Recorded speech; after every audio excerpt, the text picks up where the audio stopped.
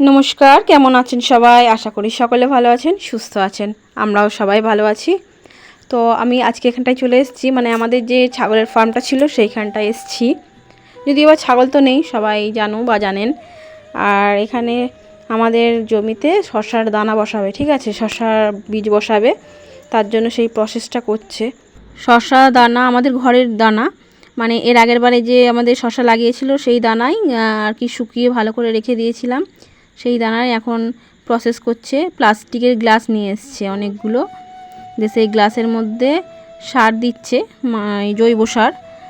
জৈব সার দিচ্ছে, তার উপরে আবার কয়েকটা বীজ ছড়িয়ে দিচ্ছে, তার উপরে আবার সার দিয়ে দিচ্ছে, দিয়ে রেখে দিচ্ছে, ঠিক আছে। এগুলো যখন সব ওইরকম একই রকম করে নেবে, অনেক তো আছে, মানে অনেকগুলো ওই গ্লাস আছে, সেই গ্লাসে প্রত্যেকটা গ্লাসে সব হয়ে গিয়ে তারপরে সবেতে অল্প অল্প জল দিয়ে দেবে, তারপরে এগুলো রেখে দেবে, কয়েকদিন রেখে দেবে। তারপর যখন এখানে গাছ হবে, ছোট ছোট গাছ হবে, একটু বড় বড় হবে, মানে একদম বড় নয়, এই 4-5 আঙুল মতো বড় হবে, তখন সেটা আবার জমিতে নিয়ে গিয়ে বসাবে। আবার সেই বৃষ্টি আন্দাজে যদি দেখে বৃষ্টি ফিষ্টি বেশি হচ্ছে, তাহলে আর বসাবে না, কয়েকদিন পরেই বসাবে, নাহলে আবার বৃষ্টির জন্য নষ্ট হয়ে যাবে। এই যে এত গ্লাস, এই গ্লাসগুলো সবেতেই বীজ বসাবে, বুঝেছো? এই সব কটা গ্লাসেই বীজ বসানো হবে, তারপরে জল দেওয়া হবে, গাছটা বড় হবে, তারপরে সেটা বসানো হবে। আর একটু বৃষ্টি আন্দাজেই জমিতে নিয়ে গিয়ে বসাবে, কারণ প্রচুর বৃষ্টি হলে তো নষ্ট হয়ে যাওয়ার ভয়, তার জন্য এরকম প্রসেস করে বসাচ্ছে, যাতে প্রত্যেকটা গাছ ঠিকঠাক হয়। এবার যখন এখানে গাছ হয়ে যাবে, গ্লাসগুলো থেকে গাছটা বার করে নিয়ে জমিতে বসাবে। গ্লাসগুলো অবশ্যই পুড়িয়ে দেবে পরে, গ্লাসগুলো তো এখানে ওখানে ফেলা যাবে না, যেহেতু প্লাস্টিক তো নষ্ট হয় না, তাই একদম শেষে গাছগুলো বের করে নিয়ে প্লাস্টিকগুলো পুড়িয়ে দেবে।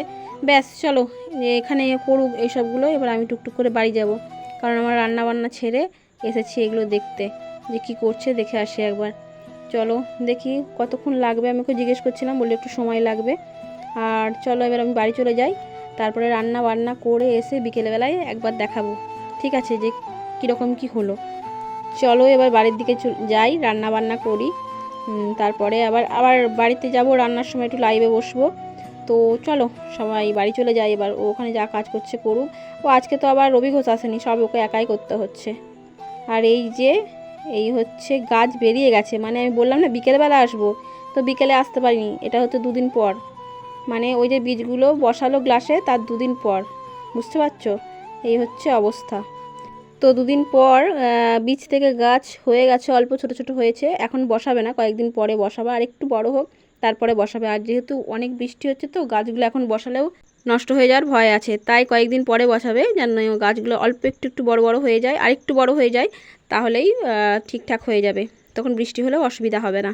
তো চলো টাটা, সবাই ভালো থেকো, সুস্থ থেকো, সুন্দর থেকো, আবার দেখা হবে নতুন কোনো ব্লগে। তো ততক্ষণ সবাই ভালো থেকো, সুস্থ থেকো।